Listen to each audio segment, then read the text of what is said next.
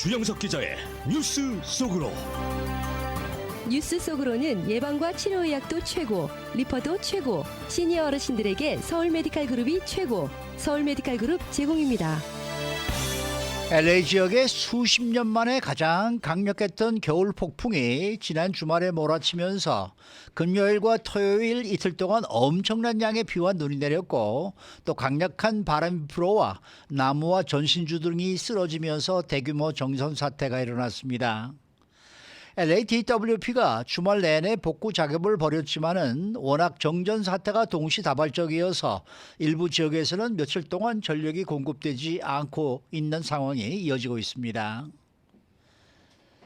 최근 공화당 대선 후보의 도전장을 내민 니키 헤일리 전 유엔 대사가 제안한 75살 이상 고령 정치인들에게 정신능력 검증 자격 시험을 치르자는 주장에 대해서 미국인들의 77%가 찬성이라는 압도적인 여론조사 결과가 나와 고령 정치에 대한 반감을 실감케 하고 있습니다. 자, 주영석 기자. 안녕하십니까. LA 지역의 겨울 폭풍이 몰아쳤는데 특히 아주 정전 사태가 매우 심각합니다. 그렇죠. 통상 겨울 폭풍이 오면 뭐 비가 내리고 눈이 내리고 바람이 불고 파도가 치고 뭐 이런 현상이 나타나죠.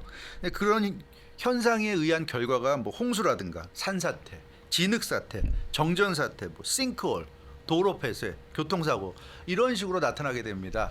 근데 이번 같은 경우 지난주 금요일 오전부터 몰아쳤던 이 폭우와 폭풍, 이 영향에 의해서 나타난 현상 중에서 이번 같은 경우는 정전 사태가 압도적이었던 것으로 그렇게 지금 확인이 되고 있습니다. LADWP 관할 총 150만여 가구 중에서 14만 7천여 가구의 정전 사태가 일어났고요. 이 중에 뭐 9만 8천여 가구 전력이 복구됐지만 4만 9천여 가구가 여전히 정전이 계속되고 있다는 그런 그 LADWP의 발표가 있었습니다. 뭐 헐리우드나 노스 헐리우드, 스튜디오 시티, 베나이스, 우드랜드 힐스, 이것도 LA 한인타운 일부가 포함되는 그 행콕파크까지 해서 많은 그 피해가 지금 일어나고 있는 그런 상황입니다.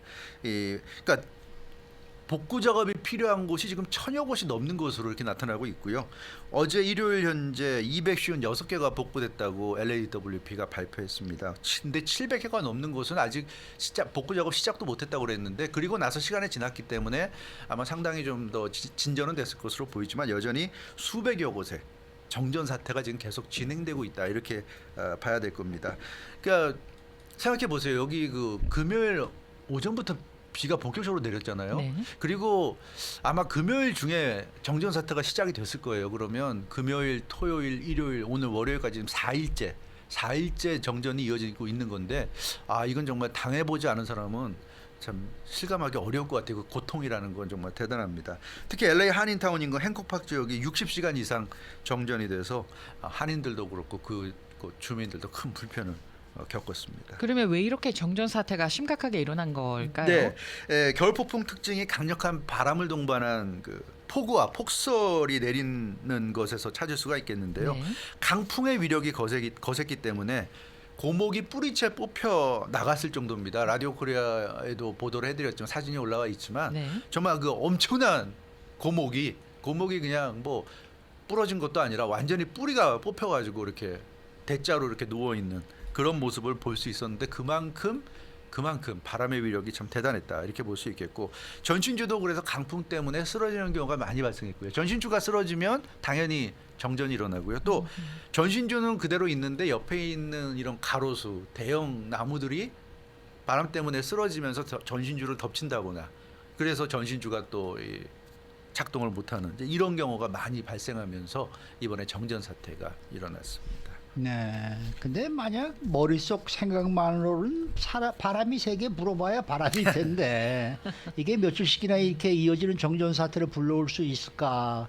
참 의외예요. 네, 그런 생각할 수 있어요. 바람이 세다 그래봐야 바람이고, 우리가 이렇게 뭐 요즘은 기술도 많이 발전해서 좀 단단하게 안전하게 이렇게 그 설치를 하는데 특히 전신주 같은 경우 이게 바람 좀 분다고 해서 이렇게 뭐 일부 정전 피해가 있을 수는 있지만 이렇게 동시다발적으로 엄청나게 피해가 오고 주말 내내 4일 동안이나 복구가 안 되는 이런 일이 벌어질 수 있는가 싶긴 합니다만 근데 그게 그렇지 않다는 게 결국 이번에 드러났어요.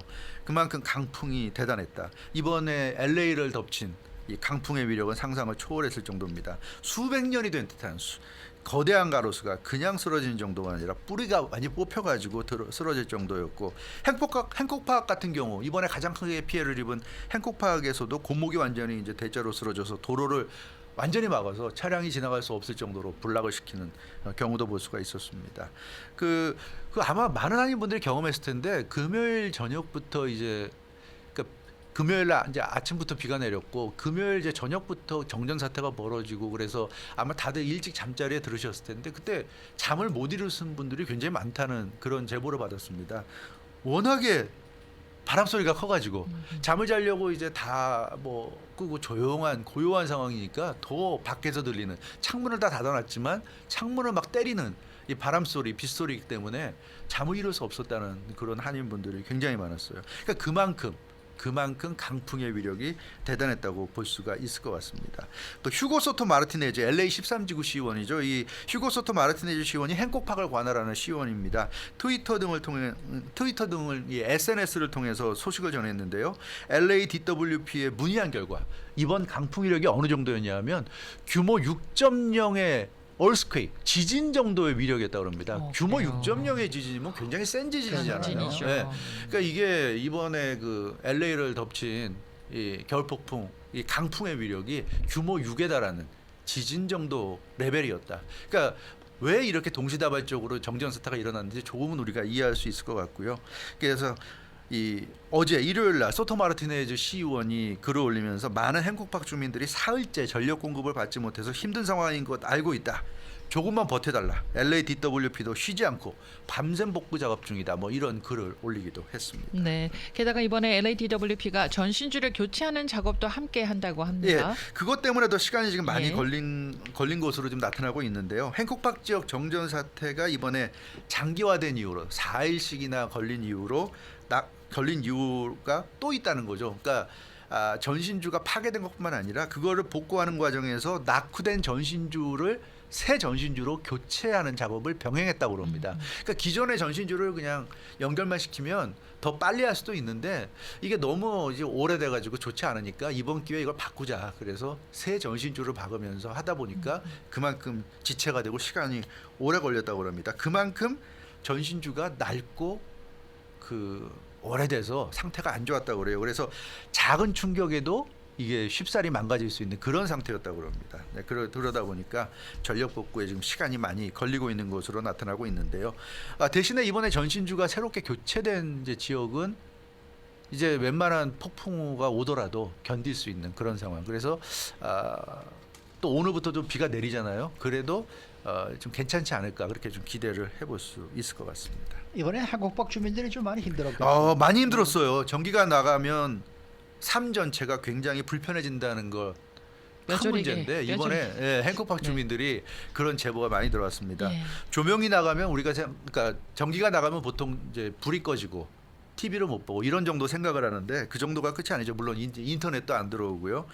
가스가 안 들어옵니다. 그러니까 집에서 요리를 할 수가 없어요. 가스가 전기와 연계가 되기 때문에 가스불이 안 들어와서 집에서 요리할 수 없고 그리고 물이 차가운 물은 나오는데 뜨거운 물이 안 나옵니다. 왜냐하면 히터가 역시 전기랑 그렇죠. 연관이 되기 때문에 전기가 안 들어오면 찬물밖에 안 나와요. 그러니까 목욕을 할 수 없는 겁니다. 그래서 집에서 요리도 못하고 목욕도 못하고 세탁기가 안 돌아가죠. 당연히 전기가 안 들어가니까 그러니까 세탁 빨래도 할 수 없고 그러니까 굉장히 순식간에 삶이 엉망이 되는 겁니다. 이게 단순히 전기 안 들어오니까 들어올 때까지 참으면 되는 게 아니라 일상생활이 망가지는 거예요. 이게 지금 금토일 월요일까지 나흘을 계속한다고 생각해 보세요. 여기서 누구도 아마 견딜 사람은 없을 겁니다.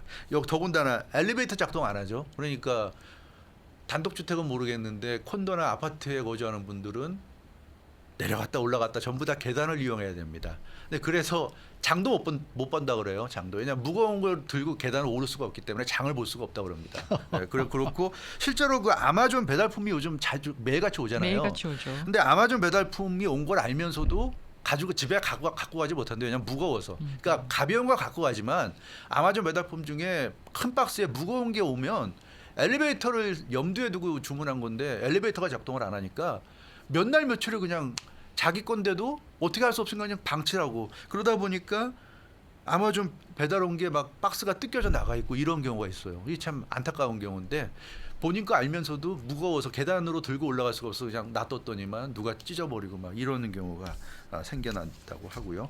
그리고 주차장도 역시 전기가 있어야지 열리잖아요. 그렇죠. 오프너가 있더라도. 그래서 주차장이 닫혀 있으니까 차량이 들어갔다 나갔다를 못하는 상황이고 수작업을 통해서 열어야 되는데 한 번 나가고 들어갈 때마다 수작업을 일일이 해서 열고 닫으면 너무 힘드니까 그냥 열어놓는 겁니다. 한 번 열어놓으면 그냥 전기 올 때까지 열어놓는데 이러니까 누구나 다 들어갈 수 있잖아요. 외부인들이. 그래서 이 외부인 침입 가능성, 강도 침입 가능성 이런 것도 있고 그래서 참 굉장한 어려움을 겪은 것으로 이렇게 나타났습니다. 네. LADWP가 그 정전 사태에서 어떻게 효과적으로 버틸 수 있는지에 대한 팁을 공지를 네. 했다고 하는데요. 그렇죠. 몇 가지 정전 사태 요령을 제시했는데 예. 오늘부터 또 수요일까지 또 계속 비가 올 예정이니까 예. 이건 한번 생각해 보셔야 될 것 같아요. 우선 손전등은 반드시 준비할 것. 손전등 뭐 아무데나 가면 살 수 있잖아요. 반드시 손전등을 준비하고 그 양초를 사용하지 말라고 그럽니다. 촛불은 절대 사용하지 말라. 바람 많이 불고 그러는데 위험하다는 거죠. 이게 위험할 수 있고 특히 아이들이 있거나 개나 이런 반려동물 키우는 집안에서 절대 촛불 쓰지 말라는 거죠. 자칫하면 이제 화재로 이어질 수 있다는 거고 반드시 손전등을 쓰라는 거고요. 조명 스위치는 다 꺼놓되 한두 개 정도 켜놔서 불이 들어오는 걸 바로 알 수 있도록 하고 냉장고에 있는 거 굳이 뺄 생각하지 말고요. 그냥 냉장고 문을 잘 닫아 놓는 게 좋다. 그럼 차가운 게 오래 간다. 특히 지금은 한여름이 아니라 추운 날씨이기 때문에 냉장고 문을 닫아 놓기만 해도 유지되시고 그리고 가장 중요한 게 이겁니다. 서킷 브레이커 전력 차단기 우리가 흔히 두꺼비집이라고 부르잖아요. 네.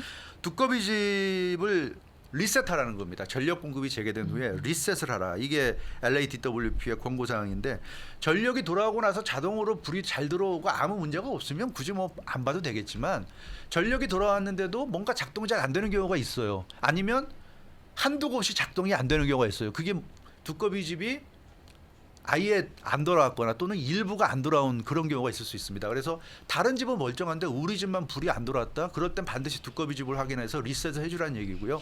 집이 다 잘 들어왔는데 예를 들어 화장실과 어디만 방만 안 들어왔다. 그러면 화장실과 방에 있는 것 방과 관계 있는 두꺼비 집에 제대로 안 돌아온 거죠. 그러면 두꺼비 집을 열고서 그걸 다시 수동으로 연결을 시키라는 얘기입니다. 그래야지 쓸 수 있다. 어찌됐건 이 팁은 잘 좀 생각을 하셔야 되겠고요. 정전 사태에서 전력이 다시 돌아온 집은 두꺼비 집 한번 확인하시기 바라겠습니다. 부잣집송라도 고장이 나네요. 그러네요. 자, 이번에는 워싱턴 정치권에서 고령 정치인들에 대한 정신 감정이 필요하다라는 여론조사 결과가 발표가 됐어요. 어제 일요일 발표됐습니다. 박스뉴스가 발표했죠. 그 지난 19일에서 20일 사이 등록 유권자 1,006명을 대상으로 실시했는데요. 75세가 넘는 고령 정치인의 정신 능력 검증 자격 시험을 치르자는 주장에 대한 여론을 탐구한 겁니다. 니키 헬리 전 유엔 주재 미국 대사가 최근 공화당 대선 후보 도전을 선언하면서 좀 도발적인 그런 그 제안을 했어요. 75살이 넘은 고령 정치인들이 정상적으로 판단할 능력이 있는지를 우리가 좀 시험해야 되지 않겠냐. 이 사람들이 미국이란 나라의 대통령으로서 일할 수 있는지. 근데 거기에 대해서 주장한 것에 대해서 이 박스가 여론조사를 한 겁니다. 그러면 여론조사 결과는 어떻게 나왔습니까? 오, 근데 압도적으로 니키 헤일리 전 대사의 주장에 찬성하는 것으로 나타났어요. 예. 무려 77% 미국인들이 와우, 네. 이번 조사에서 75세가 넘은 정치인들은 정신감정 받아야 된다 이렇게 응답했습니다. 그러니까 조사 대상자 중 4명 중 3명 이상이 넘는 압도적인 절대다수가 고령 정치인들의 정신건강을 의심하고 있다 이렇게 볼 수 있겠습니다. 네, 이게 뭐 조 바이든 대통령이나 도널드 트럼프 전 대통령에게 좀 타격이 될 수도 그렇죠. 있겠네요. 니키 헬리 전 대사가 이런 주장한 건 결국 조 바이든 대통령과 도널드 트럼프 전 대통령을 견제한 것으로 분석이 됩니다. 결국 니키 헬리 전 대사가 공화당 대선 후보가 되려면 도널드 트럼프 전 대통령의 벽을 넘어야 되고요. 만약에 후보가 된다면 본선에서는 또 조 바이든 대통령이라는 또 다른 벽을 또 넘어야 됩니다. 근데 공교롭게도 두 사람의 공통점이 나이가 많다는 거잖아요. 도널드 트럼프 전 대통령은 이제 70대 후반, 80을 바라보는 나이고 조 바이든 대통령은 이미 80이 됐고 그래서 니키 헬리 전 대사가 75세 이상의 나이 든 사람들, 나이 든 정치인들에 대해서는 좀 조사를 해야 되겠다. 정신감정. 그래야 되지 않겠나. 이 사람들이 제대로 판단할 능력이 있는지 이런 걸 좀 알아봐야 되겠다. 근데 이 공세가 유효한 겁니다. 미국인들의 절대 다수가 여기에 공감한다는 뜻을 나타냈어요. 그만큼 조 바이든 대통령이나 도널드 트럼프 전 대통령 같은 나이든 정치인들에 대해서 좀 많이 좀 거부감, 환멸을 느끼고 있지 않나 하는 지금 그런 댓글 주신 분 의견인데요. 가운데 75살 이상뿐만 아니라 모든 후보가 감정을 받았으면 좋겠습니다라고 또 적으셨어요. 지금 연방, 상원, 하원 다 합해가지고 거의 10%가 70살 이상이라고 그러니까 그분들도 다 사실 네, 지금 네. 좀 받아야 될 그런 상황인데 이게 정식으로 법으로 제정되지는 못할 것 같은 네. 느낌이 들어요. 아니 근데 그런 생각은 해요. 우리가 미성년자를 투표 못하게 하잖아요. 예. 그러니까 그 뭐 열 몇 살 이상 돼야지 이제 투표를 할 수 예. 있고 미성년자. 근데 과연 나이 들어서 이 정신이 좀 헷갈릴 수 있는 나이 또 어린 나이 과연 비교했을 때 어린 나이를 우리가 규제한다고 그런다면 나이 든 것도 규제하는 것도 그게 과연 나쁜 일일 것인가? 그것도 한번 생각해 볼. 그렇죠. 네. 왜냐하면 모든 사람은 다 늙게 마련입니다. 그러니까 이게 불공정한 건 아니에요. 지금만 그러고 나중에 가서 이것도 뒤집어 엎자는 게 아니라 모든 사람이 일정한 나이가 되면 너무 정치에 좀 연연하지 말고 너무 나이 들어서 이렇게 좀 현실 정치에 영향을 끼치려 하지 말고 이제 좀 한 발짝 뒤로 물러서서 다이앤 파인슈타인 상원 의원 같은 경우에는 사실 치매 증세가 좀 있었지 않습니까? 맞아요. 네. 그분은 70이 아니라 지금 여든 그렇죠. 거의 그렇죠. 90 나이니까요. 거의 90이죠. 그러니까 좀 그러니까 뭐 문제가 이제는 있는 거고요. 은퇴를 발표하긴 했습니다만은 네. 그리고 또 다른 소식입니다. 오가하고 알덴 네. 블루바드의 행콕파게 뿌리부터 뽑혀서 대형나무 한 그루가 그거 쓰러져 저기- 그게 있다고. 지금 기사 올렸잖아요. 저기 라디오 코리아 올라와 있어요. 저희 사진으로 기사도 올렸어요. 올라와 그리고 있죠. 카톡으로 아. 직접 또 우리 그 구독자분께서 사진을 찍어서 올려주셨네요. 제가 사진 찍어서 올렸어요. 아, 네네. 웹사이트에서도 보실 수가 있고, 네, 카톡은 저희만 볼 수 있으니까 아쉽고. 라디오 코리아 기사를 좀 봐주십시오. 네, 알겠습니다. 네. 수고 많으셨습니다. 주영석 기자였습니다.